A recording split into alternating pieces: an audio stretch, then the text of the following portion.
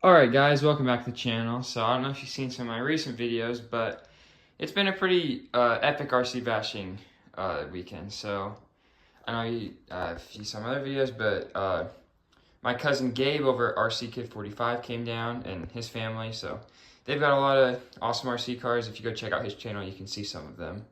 But yeah, so they came down and we had a lot of driving. So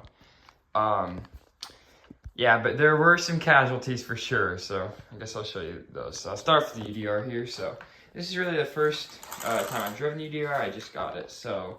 But I can tell you, it's already been through a lot.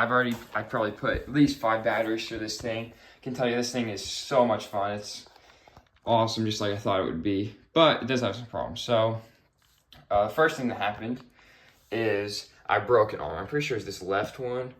You can see it's already scratched up again, but yeah. So I broke this. I got it fixed up. We're not driving, but yeah. I mean, these arms I can tell are gonna be a weak point. I've heard other people talk about them. They have really. There's not much around the hinge pin. That's where it broke. Just broke on the hinge pin right up there. Just cracked right through there. I can tell they're gonna be a problem. There's not that many options available. Like RPM doesn't make any lower arms. They make upper arms, which I think I'll probably get. But so I just have to stock tracks this one back on.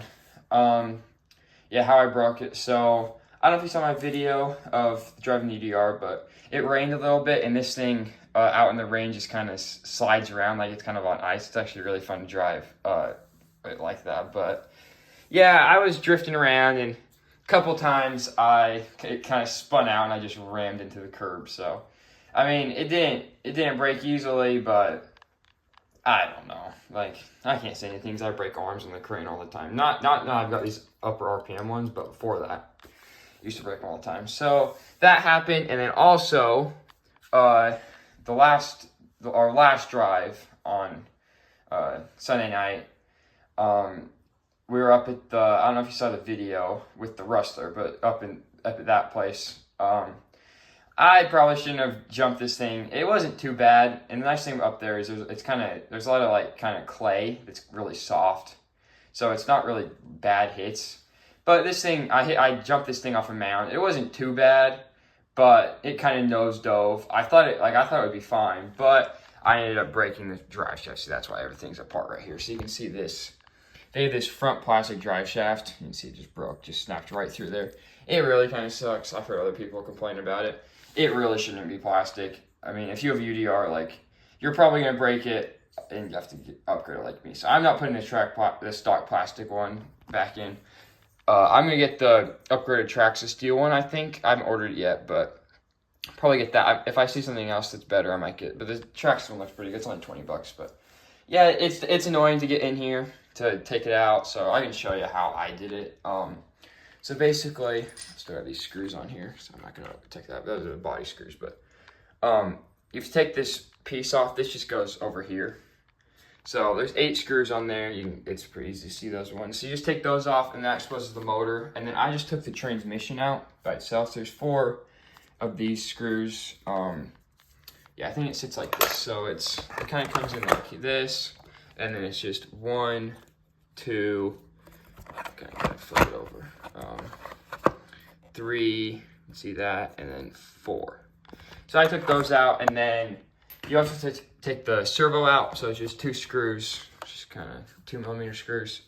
And then what else? Oh yeah, you got to take this off, which holds in this little battery strap right there. So you got to take that off because that holds in place to get the transmission out.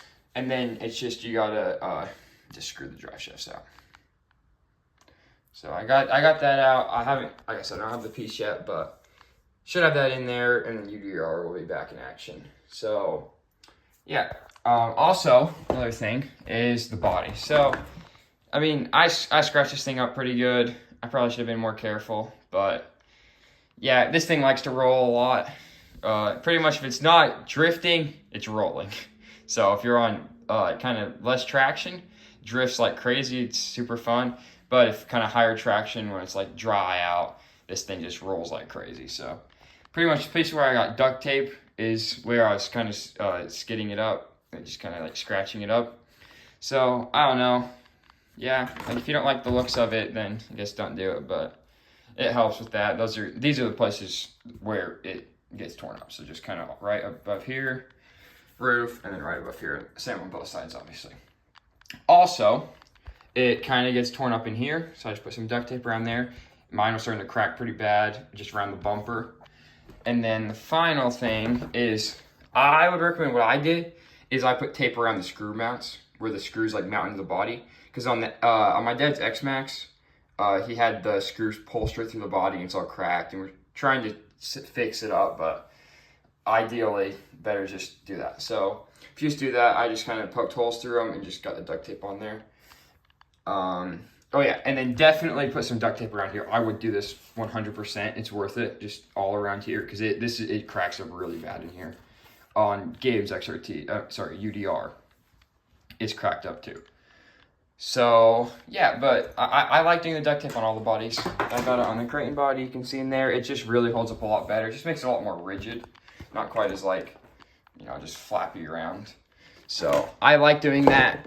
I think you can do the shoe glue too, just a little more messy, takes a little more time. Duct tape works well enough for me in most circumstances. So I guess we'll move on to the Creighton. So this is kind of a bummer. So I was racing. We were racing a lot up there because Gabe and his dad have XRTs. So I was kind of racing against XRTs on these big hills and stuff. And I don't know, the Max 8 just kind of burned out. I'm not sure, it just kind of cut out. No smell, nothing like that, but it was getting hot. I kind of let it cool down, went back to drive it, and it just cut out, and I haven't been able to get to work well since. If I just plug in the batteries with not connected to the motor, I can do the servo, connect to the Bluetooth, all that, but right when it plugs in the motor, it just starts to start up and then just cuts out. And then I can't get to turn on, even disconnected from the motor for a while. So I contacted Hobbywing. Yeah, they've been really nice, good customer service. I'm not entirely sure what's gonna happen, but I think I'm gonna try and just get a Max 6 ESC and just run it on this motor if I can. If not, just get a new Max 8. So yeah, kind of a bummer. This thing had been working great up until then, but we'll see. I'll update you guys on what happens. But so far, customer service from Hollywing's been really good.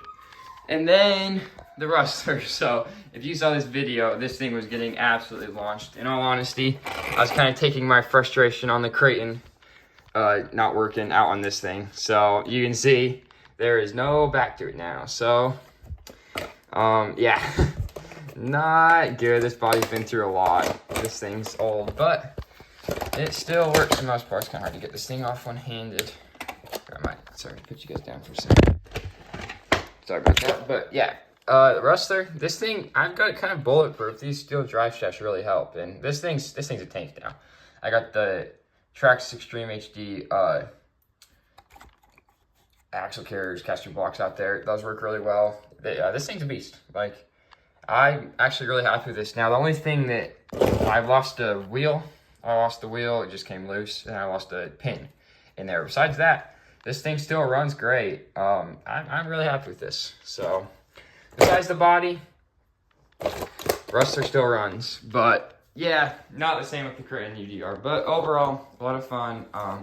Like I said, go check out RCK45, Gabe's channel. He'll have a lot of other stuff, too. But, yeah, guys, thanks for watching this video. Hope you liked the other ones, and we'll have a lot more coming up. So, see you.